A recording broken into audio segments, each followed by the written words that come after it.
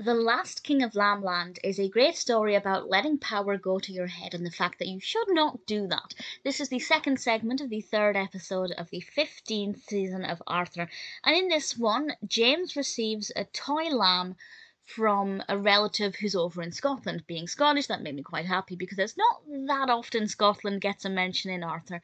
And there's a legend that this lamb will give the owner power and the gifts that this legendary king had. And James takes this lamb to school. The Tibbles become aware of this legend, and suddenly they start to think that James is magical. And they call him King James, and they become his loyal subjects, and they follow him around and call him Your Highness.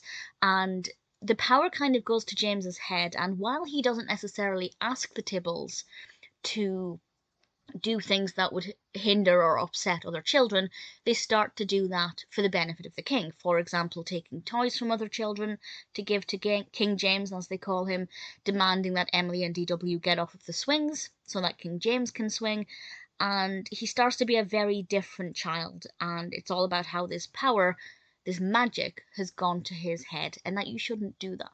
And it's all about the fact that you should be kind and generous, not greedy and selfish.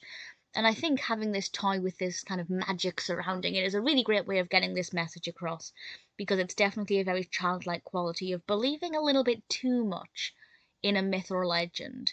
And I think it worked very well. The Tibbles were. It's always weird to see the side of the Tibbles where they're very loyal to somebody, because usually that's not so much the case. But they were definitely very much the driving force behind the power going to James's head.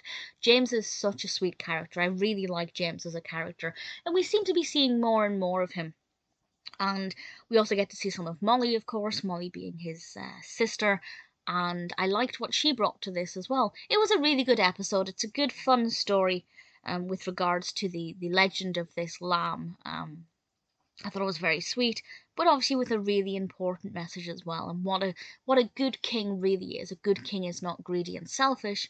A good king is kind and giving and thoughtful. It's definitely a good episode, and one that I enjoyed.